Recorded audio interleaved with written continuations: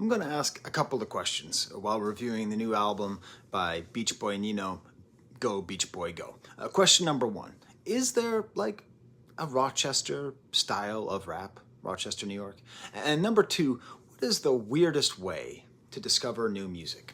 I'm going to answer that second question first and explain why this review is fated by destiny. If you saw my recent RXK Nephew video, I teased this, but this is the thing, okay? This is my haircut right now, okay? It's not great, all right? It's not great. It's not my best haircut. This is what happened. I've been seeing the same guy, the same salon for like 10 years, okay? I really like this guy. He's a very, very good coiffeur, you know? But recently, I've been a little bit unhappy. It's been a little bit spotty. It's kind of all over the place. And the last haircut he gave me, it was just like so bad. It was like, my kids were like, Dad, you look like Oliver Tree. Listen, I just blew up viral, okay? I'm going viral. I need to look as good as I can possibly look. I can't come out here looking like Oliver Tree. So I don't know what to do. I'm all conflicted, okay? Because I'm a very faithful guy. I love my salon. I love my coiffeur, you know? I supported the guy during COVID. You know, I paid him for haircuts I didn't even get, all right? Like, he knows my kids' names. He cut my dad's hair. He cut my brother's hair. He cut my nephew's hair, okay? Like, this is like a real thing. But what am I going to do? What am I going to do? So my wife just randomly books on the internet just some barber somewhere. I don't even know where she found it or where it was.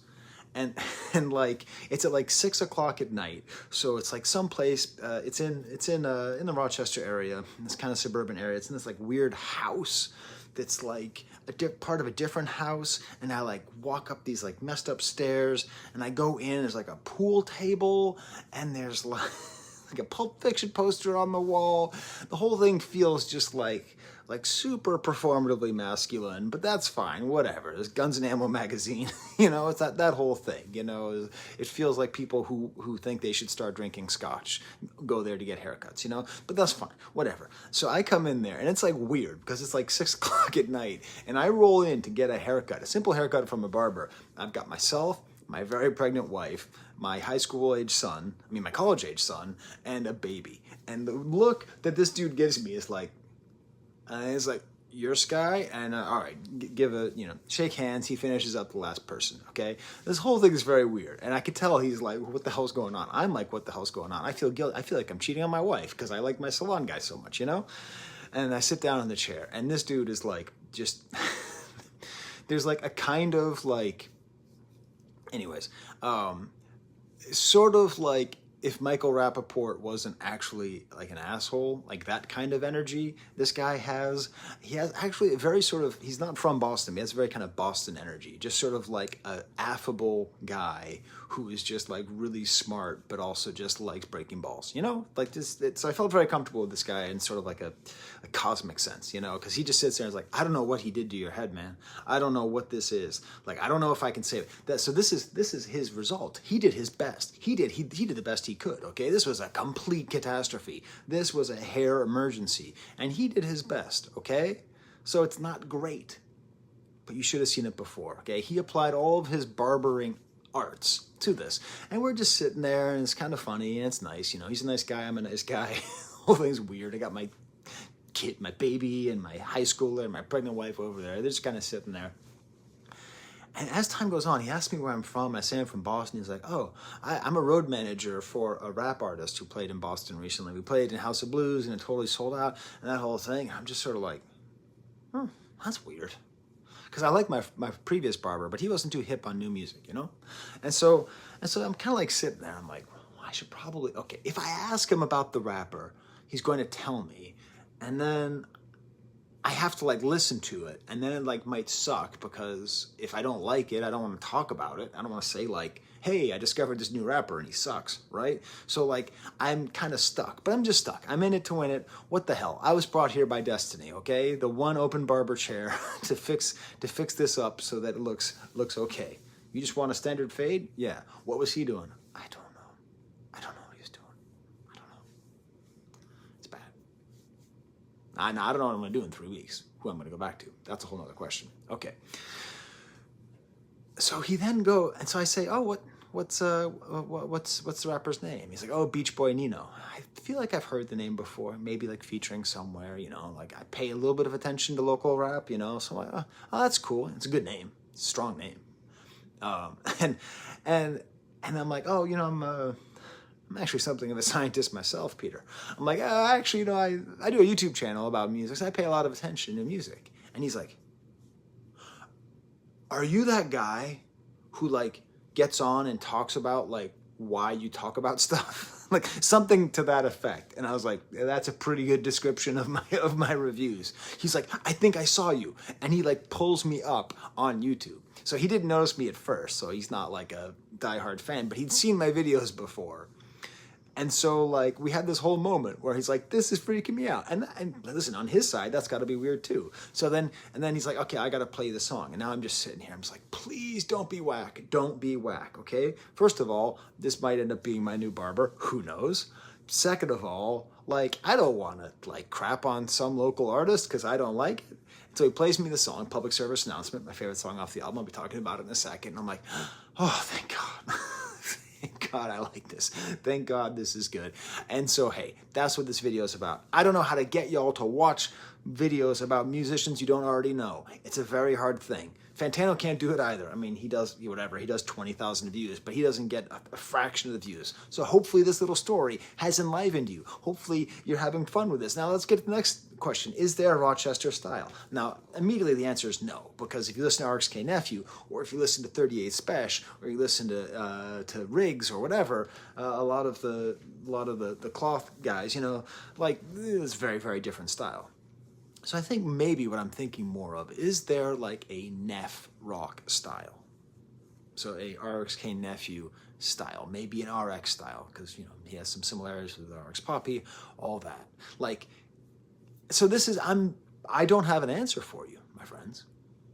What I'm predicting is that most people who watch this are into the Rochester rap scene. I would not consider myself to be an expert on the Rochester rap scene. I live in the Rochester area, but I don't consider myself an expert on the scene. So teach me. Like, am I onto something here, or am I just extrapolating based on too little evidence? So this is what I see as what I would call a NephRoc style.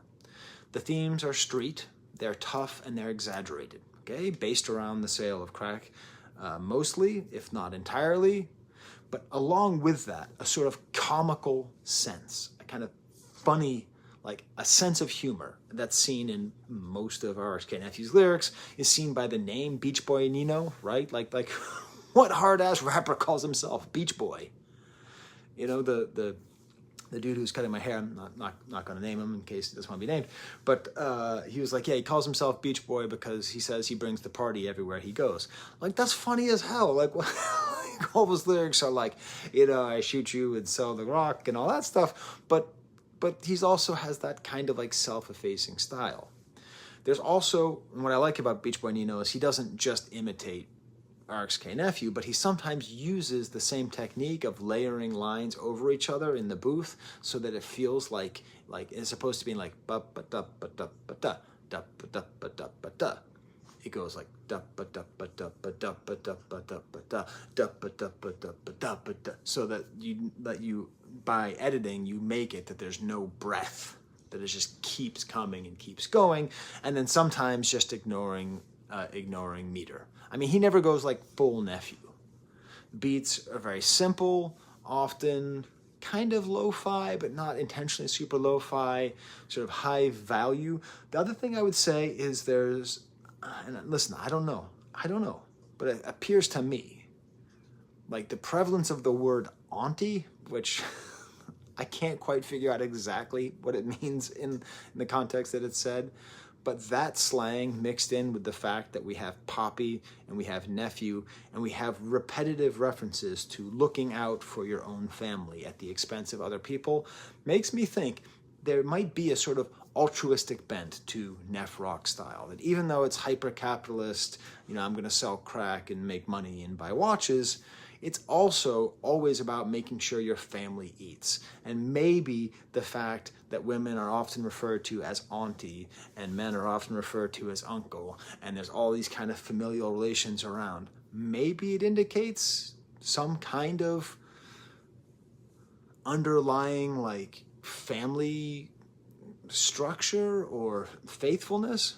So you tell me, okay? You tell me in the comments if you are one of these Rochester rap, am I just talking out my ass or not? So let's talk about this guy. Great name, great cover. The cover is based on a Hot Wheels cover. The name, Go Beachboy Go, is great. He's got a lot of different flows, which is nice. He sometimes goes kind of nephew style, but not really. Like, I wouldn't say he's like a bars kind of rapper. You know, he's not like, whatever, 38 Special. I think I actually put that in here. No.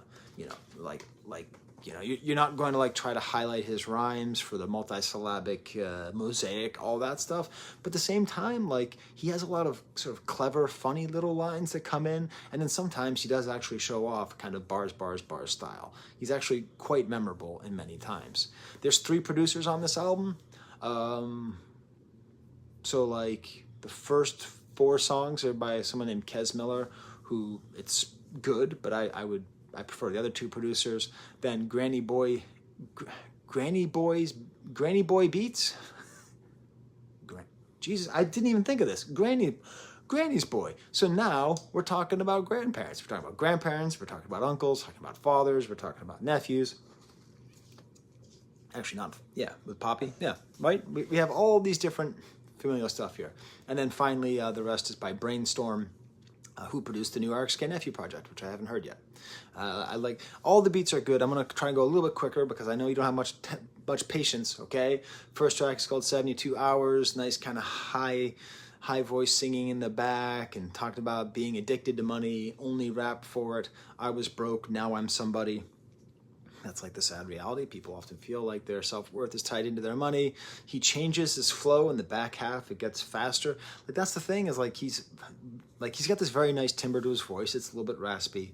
And his ability to sort of change flows and do interesting things is so subtle that it might actually need to be like unsubtler. Like he might need to somehow figure out a way, maybe through production or something, to draw attention to the fact that he's doing all these different things. Fat N-word is the second song. That's that sort of like self-effacing thing. Actually, I don't even like, you know, but this sort of like a funny, like kind of comic there. Even though I'm Muslim, I got the Christian fit. Funny line. Too far to look back. So many bird sounds, which is what I like. Sorry, I have to check the baby, check my baby monitor, make sure. All right, she's stirring, so I better finish this up soon.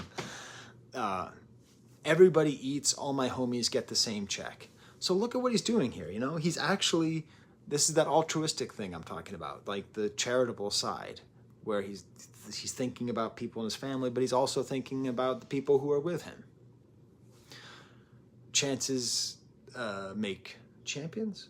I think that's the name of the next song. Talk about starting off like, you know, no food and no furniture. He rhymes Rosa Parks with Noah's Ark and Tony Sparks. Iron Man. Tony Sparks. Very funny. Talks about it being a 5-hour drive to Delaware. I looked it up. It depends on where you go in Delaware. Sometimes it's like it's 6 hours. It's 6 hours to Dover, but it's like 4 hours to the Delaware Water Gap from here. So I think 5 hours is a nice median there. Then we get to the stamp. Okay, listen to this song, would you?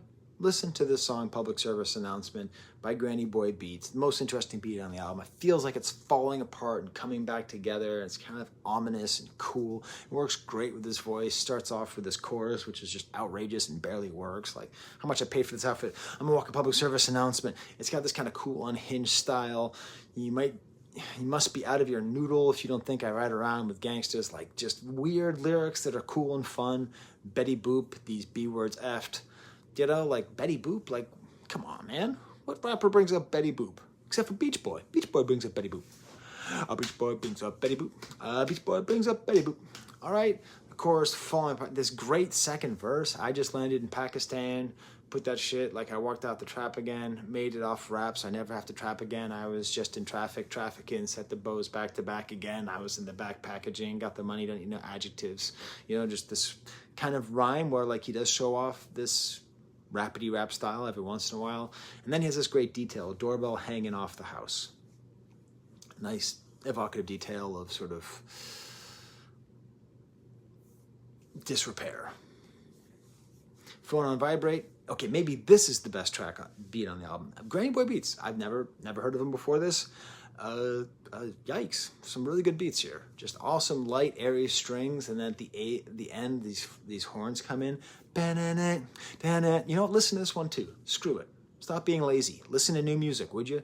Stop watching videos about the Drake and Kendrick beef and start getting back to awesome hip hop, okay? And this is the other thing about this. If it weren't for getting this haircut, I never would have, like... Uh-oh. She's awake. Uh-oh. You know, if it weren't for this random haircut, I never would have discovered this guy. That's what's so depressing about this show, is there's too much good music to cover. You just have to allow Chance to come in. Kind of faster rapping style, great variety of style that he has here. Attack the block like Legos. I like that. Third of the month, another great Granny Boy beat. The synth is descending, and Auntie was really in the streets. Make sure we all eat. On and on and on and on, making sure there's altruism here. Hawaiian Punch. Okay, maybe this is the best beat. Granny Boy beats, really, just awesome. Awesome. It's just great trap drums and some 70s, almost like a saxophone, easy feel. He does a lot of good sort of like, he raps on a lot of kind of easy feel beats, which makes sense because he's the Beach Boy. He's BeachBoy Nino. All Black Gold is the first song by Brainstorm. Great sample in the background singing All Black Gold. It gets harder to hide the past. He starts overlapping. I put muscle into my hustle. I put some pep into my step. These kinds of lines that he says, which, if I'm going to be honest, I will probably listen. So right now, I got this baby who's waking up. I'm a dad. I like saying lines over and over again. I like saying things. There's a fair chance that for the rest of this girl's life, in the morning when I'm trying to get her up, I'll say, come on, put some muscle in your hustle. Put some pep in your step, you know? It's fun.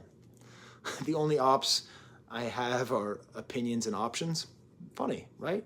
Like, very funny, very smart. Maybe it's like Boston, you know? Because, like, Rochester is a college town that doesn't know it. Like, part of the reason why everyone in Boston is so smart, like, people in Boston are definitely smart. Like, just like your standard level of just people on the street, even if they're not educated, they end up being smart. I don't really know what it is. It's just kind of like a weird thing. Maybe Rochester has some of that too, because it's a college town that doesn't know it. Watch Me Jug, kind of a cool creaky beat, birds.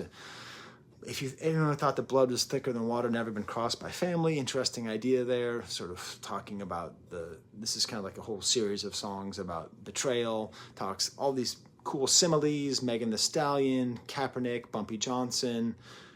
Triple Cross is this great swirling airy sound. Brainstorm is also super good. It's great. I've been not into sipping lean, which I like. I think that's interesting, right? Like, let's not. Like, why don't we take some of the Atlanta sounds without taking on the Atlanta vices? Pockets fat like Bismarcky. I keep this right above my head at all times, okay? However much you think I like Bismarcky, I like Bismarcky more than that. So any reference to Bismarcky immediately gets my approval.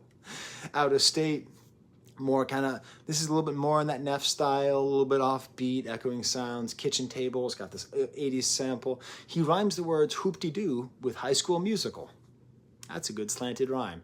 The album ends with lukewarm, cool kind of sound, more southern style, maybe a little bit less interesting, but I don't know, because the more I listen to it, the more I end up liking it. So there you go. There's my review of BeachBoy Nino. Check it out.